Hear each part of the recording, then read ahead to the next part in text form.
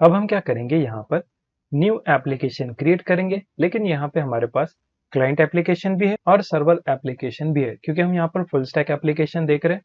तो हम क्या करेंगे, उसके लिए एक न्यू फोल्डर क्रिएट करेंगे और इसका नाम आप कुछ भी लिख सकते हैं, जैसे कि मैं लिख लेता हूँ full stack react native dash app. तो इतना बड़ा मैंने नाम लिखा, आप कुछ भी लिख सकते हैं अपने हिसाब से। और इसके अंदर हम क्या करेंगे, यहाँ पर new react native application create करेंगे, क्योंकि देखिए हमको सर्वर भी क्रिएट करना है, तो सर्वर और क्लाइंट दोनों को हम क्या करेंगे, सेपरेट फोल्डर के अंदर रखेंगे। तो हमारे पास एक रूट में फोल्डर है full stack react native app. इसके अंदर हम क्या करेंगे, दो न्यू फोल्डर क्रिएट करेंगे। और दो न्यू फोल्डर क्या क्रिएट करना, ऑटोमेटिकली हम क्या करेंगे, जैसे यहाँ पर एक्सपो की एप्लीकेशन क्रिएट करेंगे तो उसका नाम हम क्लाइंट रख लेंगे, क्योंकि वो रिएक्ट नेटिव की एप्लीकेशन रहेंगी। उसके बाद में एक सर्वर के नाम से भी क्रिएट करेंगे, जैसे कि सर्वर के नाम से मैं अभी बना देता हूँ, एक सर्वर फोल्डर है। अब हम क्या करेंगे, क्लाइंट भी क्रिएट कर लेंगे। तो यहाँ पे आपको क्या करना है, इस पाथ को जो है कमांड प्रॉम्प्ट में या फिर टर्मिनल में ओपन करना है। मैं अभी विंडोज पे हूँ, तो डायरेक्टली यहाँ पे मैं cmd टाइप करूंगा, तो ऑटोमेटिकली ये पाथ कमांड प्रॉम्प्ट में ओपन हो जाएगा। और इसमें आपको क्या करना है, एक्सपो की एप्लीकेशन क्रिएट करना है। तो उसके लिए एक सिंपल एक कमांड है npx, फिर उसके बाद में create dash expo dash app.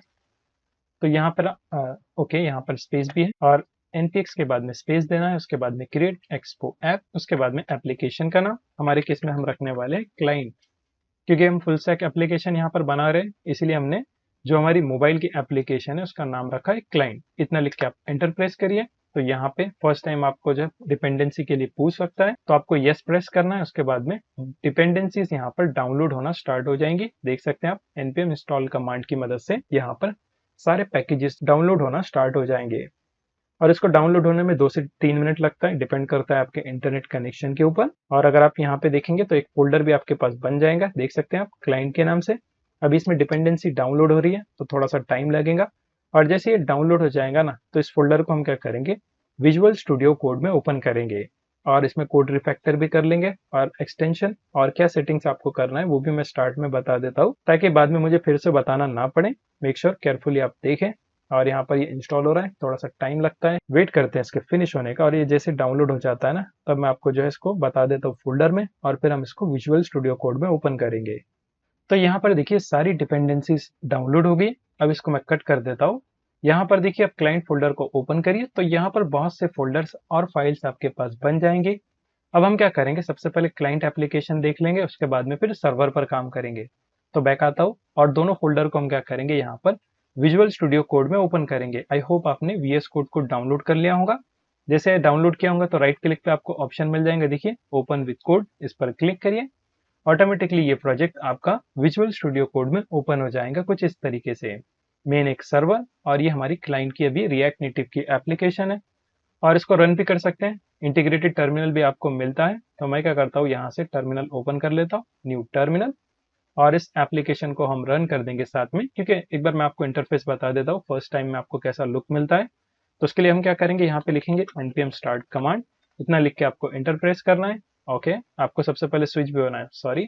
तो इसका भी आपको खास ध्यान रखना है, क्योंकि पैकेजेस या फिर डिपेंडेंसी हम जब भी डाउनलोड करेंगे ना, तो सर्वर की डिपेंडेंसीज आपको सर्वर के फोल्डर में डाउनलोड करना है, और रिएक्ट नेटिव की जितनी भी रहेंगी उसको आपको क्लाइंट में डाउनलोड करना है।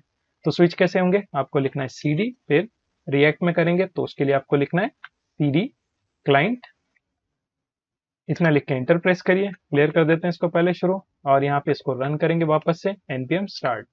तो यहाँ पे हमारी रिएक्ट नेटिव की एप्लीकेशन एक्सपो की मदद से रन होना स्टार्ट हो जाएंगी, और एक डॉट एक्सपो का फोल्डर भी बन जाएगा।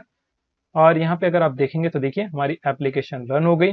और यहाँ पे जो QR कोड आपको मिल रहा है ना, तो आप इसको अपने फोन में स्कैन कर सकते हैं। अगर आपके पास एक्सपो गो की एप्लीकेशन है ना, तो उसको आप क्या करें, देखिए यहाँ पे आपको मिल भी जाएगा। मेट्रो बंडर भी आप यहाँ से ओपन कर सकते हैं ब्राउजर में, लेकिन उसकी जरूरत नहीं पड़ती। एक तो आप जो है डायरेक्ट एमुलेटर का यूज करिए, या फिर इस QR कोड को स्कैन करिए और अपने जो भी प्ले स्टोर है या फिर iOS स्टोर है उसमें से एक्सपो की एप्लीकेशन को डाउनलोड करिए। वहां पे आपको जो कैमरे का ऑप्शन मिलेगा, सिर्फ आपको इस QR कोड को स्कैन करना है, और ये जो भी प्रोजेक्ट है ना, वो ऑटोमेटिकली आपके फोन में ओपन हो जाएगा। हमारे केस में हम क्या करने वाले हैं, एंड्रॉइड एमुलेटर का यूज करेंगे, लेकिन आप QR कोड से भी इसको कर सकते हैं। मेरा सिस्टम उतना कैपेबल है, इसीलिए मैं जो है एमुलेटर का यूज कर रहा हूँ। अगर आपका सिस्टम लो है तो फिर आप जो है इस क्यूआर कोड को स्कैन करिए, अपने फोन में भी टेस्ट करिए, कोई दिक्कत नहीं है, ठीक ठाक काम करता है, कोई भी एरर उसमें भी आपको देखने नहीं मिलेगा। तो यहाँ से मैं एंड्रॉइड स्टूडियो ओपन कर लेता हूँ, एंड्रॉइड स्टूडियो, और यहाँ से सिर्फ हम वर्चुअल डिवाइस ओपन करेंगे। तो आपको देखिए 3 डॉट्स पर क्लिक करना है, उसके बाद में यहाँ पर वर्चुअल डिवाइस मैनेजर का ऑप्शन मिलेगा, इस पर क्लिक करिए और यहाँ पर आप कोई भी डिवाइस को जो है सेलेक्ट कर सकते हैं। मेरे पास देखिए पिक्सल 3a सेलेक्ट है और मैं इसी के साथ में जो कंटिन्यू कर लेता हूँ। अगर आपको डिवाइस चेंज करना है तो देखिए क्रिएट डिवाइस का ऑप्शन मिलता है, उसमें फिर फोन पे सेलेक्ट करना है और यहाँ पर देखिए आपको डिवाइस मिलेगा। तो यहाँ से जो भी आपको अगर लगता है उसके लिए आपको टारगेट करना है डायरेक्टली, तो आप लिख सकते हैं या फिर सर्च भी कर सकते हैं, आपको इसको डाउनलोड करना पड़ता है। मैं जो डिफॉल्ट आता है उसी के साथ में कंटिन्यू करूंगा और यहाँ से प्रीवियस डेटा मैं वाइप कर देता हूँ। सो वाइप डेटा और प्ले के बटन पे आपको क्लिक करना है। जैसे आप प्ले पर क्लिक करेंगे तो देखिए यहाँ पर एमुलेटर स्टार्ट हो जाएगा। कुछ इस तरीके से देखिए फोन आपको देखने मिलेगा और यहाँ पर ये लोड हो रहा है। उसके बाद में आपको इसको पावर अप करना है। अभी थोड़ा बहुत स्लो भी चलता है तो इसका खास ध्यान रखना है, कभी कभार ये क्रैश भी होता है तो आपको रिस्टार्ट भी करना पड़ता है। तो ये सारी चीजें मैं स्टार्ट में बता रहा हूँ। इनकेस अगर आपके उसमें नहीं चलता है, कुछ चीजें सही से काम नहीं करती, तो आप क्या कर सकते हैं, इसको रिस्टार्ट भी कर सकते हैं, पावर ऑन ऑफ कर सकते हैं, या फिर ये नॉर्मल जैसे मोबाइल में एप्लीकेशन को ओपन और क्लोज करते हैं ना, सेम उसी तरीके से आप इसमें भी कर सकते हैं। तो देखिए यहाँ पर हमारा डिवाइस बूट हो रहा है, इसको थोड़ा सा साइड में कर लेते हैं और ये रहा VS कोड, इसको भी थोड़ा सा मिनिमाइज कर लेते हैं और साइड में कर लेते हैं। आई होप आपको दिख रहा होगा। और ये डिवाइस रहेगा कुछ इस तरीके से, थोड़ा सा हाइड हो रहा है तो इसको एडजस्ट करते रहेंगे, कोई दिक्कत नहीं, बटन्स की भी जरूरत नहीं है। तो यहाँ पर देखिए हमारा डिवाइस जो है बूट हो रहा है सक्सेसफुली। फर्स्ट टाइम में टाइम लेंगे, उसके बाद में फिर जैसे हम एप्लीकेशन इसमें रन करेंगे ना, तब जो है फिर हमको बार बार इसको ऑन करने की जरूरत नहीं पड़ेगी। जो भी चेंजेस करेंगे ऑटोमेटिकली डिटेक्ट होगा और उसके अकॉर्डिंग फिर एप्लीकेशन जो है हमारी हॉट रिलोड की फंक्शनैलिटी को एक्टिवेट कर लेंगे, यानी चेंजेस डिटेक्ट होते ही हमारी एप्लीकेशन ऑटोमेटिकली रिलोड हो जाएंगी। वरना हम मैनुअल भी कर सकते हैं, कोई दिक्कत नहीं। अब इसके बाद में आपको क्या करना है, देखिए यहाँ पर नीचे स्क्रॉल करिए थोड़ा सा और यहाँ पे आपको बहुत से ऑप्शन मिलेंगे। जैसे कि हम यहाँ पर एमुलेटर यूज कर सकते हैं, तो उसके लिए आपको ए प्रेस करना है। और अगर आप मैक यूज कर रहे हैं तो फिर आपको जो एक्सकोड का भी यहाँ पर ऑप्शन मिलेगा, यानी iOS में ओपन करने का ऑप्शन मिलेगा। हमारे केस में देखिए सिर्फ एंड्रॉइड का ही ऑप्शन शो कर रहा है, क्योंकि हमारे पास मैकबुक नहीं है, हम विंडोज में इसको टेस्ट कर रहे हैं। तो यहाँ पर हमको एंड्रॉइड का ऑप्शन मिल रहा है, वेब का भी ऑप्शन है, लेकिन वेब इतना इफेक्टिव नहीं है, तो आप इसको इग्नोर करिए। एक तो आप अपने फोन में इसको यूज करिए या फिर एमुलेटर में आप इसका यूज करिए। उसके बाद में देखिए अगर आपको डिबगर ओपन करना है तो आप जो है प्रेस कर सकते हैं जे। उसी तरीके से रिलोड करना है एप्लीकेशन को तो करेंगे प्रेस आर। फिर टॉगल मेन्यू के लिए एम। तो चलिए हम क्या करते हैं, इसको एमुलेटर में ओपन कर लेंगे। तो यहाँ पे मैं ए प्रेस करता हूँ तो देखिए यहाँ पे ओपनिंग का ऑप्शन मिलेगा और पिक्सल 3a जो भी हमारा एमुलेटर डिवाइस है ना वो डिटेक्ट हो जाएगा। उसके बाद में ये एप्लीकेशन यहाँ पर इंस्टॉल होना स्टार्ट हो जाएंगी। तो इंस्टॉल होने में थोड़ा सा टाइम लगता है, 1 से 1.5 मिनट इसमें लगेगा, डिपेंड करता है एप्लीकेशन के ऊपर। देखिए यहाँ पर कुछ इस तरीके से एक्सपो की एप्लीकेशन ओपन होगी और ये प्रोजेक्ट जो है यहाँ पर इंस्टॉल होना स्टार्ट हो जाएंगे। देखिए यहाँ से क्लोन होके इस एमुलेटर में ये पेस्ट हो जाता है और सेम एप्लीकेशन अगर आप QR कोड स्कैन करेंगे ना तो सेम इसी तरीके से दोनों भी काम करता है। जैसे एमुलेटर में शो कर रहा है ना, वैसे ही सेम आपके फोन में भी शो करेगा।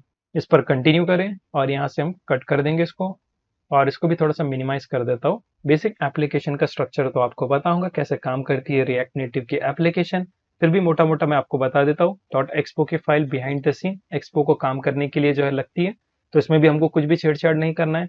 उसके बाद में यहाँ पर एसेट्स है। एसेट्स में क्या होता है, जो भी एप्लीकेशन में इमेजेस रहेंगी, वीडियोस, ऑडियोस, जितना भी मीडिया है आप यहाँ से उसको मैनेज कर सकते हैं।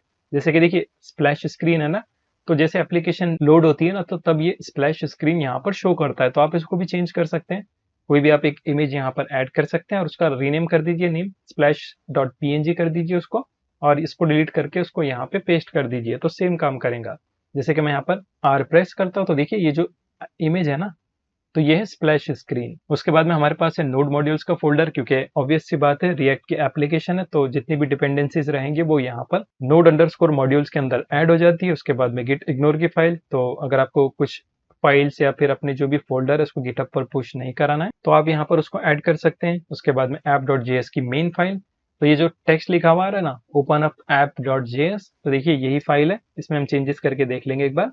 यहाँ से मैं इसको कट कर देता हूँ और यहाँ पे हम लिखेंगे फुल स्टैक नेटिव ऐप। इतना लिख के जैसे मैं सेव करूंगा तो देखिए ऑटोमेटिकली यहाँ पर हमारा जो कंटेंट है वो चेंज हो गया। तो इस तरीके से ये काम करता है, यानी बार बार आपको एप्लीकेशन को रिस्टार्ट करने की जरूरत नहीं पड़ती। बहुत से केसेस में करना पड़ता है, लेकिन नॉर्मल केस में आपको ये देखने नहीं मिलेगा। जैसे आप कंट्रोल एस करेंगे तो ऑटोमेटिकली चेंजेस डिटेक्ट होंगे और एप्लीकेशन आपकी यहाँ पर रीलोड हो जाएंगी। उसके बाद में app.json की फाइल है, तो इसमें हमारे सारे कॉन्फ़िगरेशन है, तो इसमें छेड़छाड़ मत करिए। जितना टाइम पे लगता है मैं आपको बताता चलूंगा, क्योंकि इसमें मैसअप होगा तो फिर हमारी एप्लीकेशन बराबर से काम नहीं करेंगी। तो आप इसको इग्नोर करिए या फिर इसको पढ़ सकते हैं। आप पढ़ने में क्या है, यहाँ पर देखिए स्प्लैश स्क्रीन की डिटेल्स हैं, तो यहाँ से आप स्प्लैश स्क्रीन को जो है एडजस्ट कर सकते हैं, उसका बैकग्राउंड एडजस्ट कर सकते हैं। जैसे कि अगर मैं यहाँ पर इसका कलर चेंज कर लूँ, इसको कर दूँ रेड, सेव कर लेता हूँ उसको, और उसके बाद में एप्लीकेशन को रिफ्रेश कर लेता हूँ, तो देखिए हमारा बैकग्राउंड जो है रेड हो गया।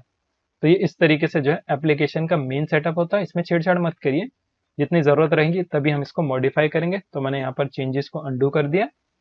उसके बाद में हमारे पास है बेबल कॉन्फ़िगरेशन, क्योंकि रिएक्ट जो है बेबल पर काम करती है, इसीलिए जो यहाँ पर बेबल की फाइल हमको देखने मिलती है। पैकेज लॉग जेसन यानी डिपेंडेंसीज का वर्जन यहाँ पर मेंटेन होता है। उसके बाद में हमारे पास एक है पैकेज जेसन की फाइल, जो कि हमारा मेन पैकेज मेंटेन करती है।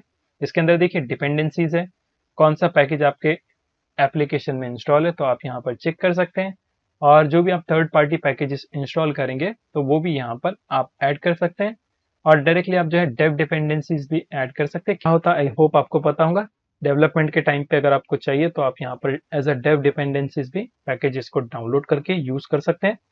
उसके बाद में स्क्रिप्ट है, यानी एप्लीकेशन को कैसे रन कराना है। जैसे कि हमने लिखा था npm start, तो उससे क्या हुआ, एक्सपो की कमांड रन हुई। कौन सी वाली, ये देखिए एक्सपो स्टार्ट की कमांड रन हो गई।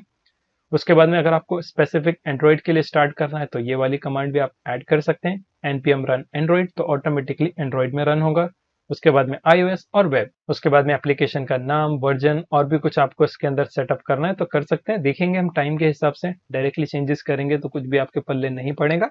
इसीलिए जो है जितना रिक्वायर है उतना ही मैं आपको यहाँ पर बता रहा हूँ। तो ये हो गया बेसिक सेटअप। अब विजुअल स्टूडियो कोड का भी सेटअप मैं यहाँ पर बता देता हूँ, क्या क्या चीजें हम यूज करेंगे। पहले शुरू आप एक्सटेंशन में आइए और यहाँ पे आपको सर्च करना है ES7 प्लस, इतना लिख के आप सर्च करिए तो आपको एक एक्सटेंशन मिलेगा ES7 रिएक्ट स्लैश, मैं इसको बड़ा कर देता हूँ पहले शुरू, ES7 plus react Redux react native snippet. तो आपको इसको डाउनलोड करना है। तो इससे हमको बहुत से शॉर्टकट मिल जाते हैं, काफी हमारा टाइम बचता है, यानी पूरा कोड हमको लिखने की जरूरत नहीं पड़ती। प्री बिल्ट हमको यहाँ पर स्केलेटन मिल जाता है। उसके बाद में हम क्या करेंगे, ऑटो इंपोर्ट का भी यूज करेंगे। सो यहाँ पे आप सर्च करें ऑटो इंपोर्ट, ये वाला प्लगइन हम यूज करेंगे। तो इससे क्या होता है, जैसे हम कुछ भी टाइप करेंगे ना तो अच्छा इंटेलिजेंस हमको मिलता है और हमारी फाइल ऑटोमेटिकली जो है इंपोर्ट हो जाती है। कैसे होंगी वो आगे देखेंगे, लेकिन आप इसको इंस्टॉल करके रखिए। उसके बाद में फिर आप क्या करें, यहाँ पर प्रीटियर का भी यूज करेंगे। सो बाय डिफॉल्ट तो आता है प्रीटियर, आई डोंट थिंक बताने की जरूरत है, फिर भी मैं आपको बता देता हूँ। देखिए प्रीटियर कोड फॉर्मेटर, इसको भी आप इंस्टॉल करके रखिए, इससे भी हमारा काम आसान हो जाता है। और क्या कर सकते हैं हम इसमें, आई थिंक इतना काफी है। उसके बाद में देखिए यहाँ पर गियर का आइकॉन है, यानी सेटिंग का ऑप्शन है। देखिए मैनेज लिखा हुआ है ना, इस पर आप क्लिक करिए। इसके बाद में आपको मेन सेटिंग में जाना है और यहाँ पे आपको सर्च करना है फॉर्मेट। फॉर्मेट जैसे आप सर्च करेंगे तो देखिए आपको एडिटर में ऑप्शन मिलेगा फॉर्मेट ऑन सेव, तो इस पर आपको चेक मार्क करना है। तो इससे क्या होगा, जैसे आप कंट्रोल एस प्रेस करेंगे तो ऑटोमेटिकली आपका कोड फॉर्मेट हो जाएगा।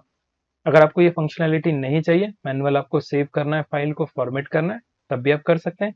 कैसे करेंगे, राइट क्लिक करिए, उतना फाइल सेलेक्ट करिए और उसके बाद में देखिए फॉर्मेट डॉक्यूमेंट का ऑप्शन मिलता है, इस पर क्लिक करेंगे तो सेम फंक्शनैलिटी काम करता है। तो आपको जैसा भी अच्छा लगा तो अपने हिसाब से आप उसको एडजस्ट करिए। मेरे केस में देखिए मेरे पास फॉर्मेट ऑन सेव है, यानी कि अगर मैं फाइल को सेव करूंगा तो ऑटोमेटिकली मेरा कोड फॉर्मेट हो जाता है।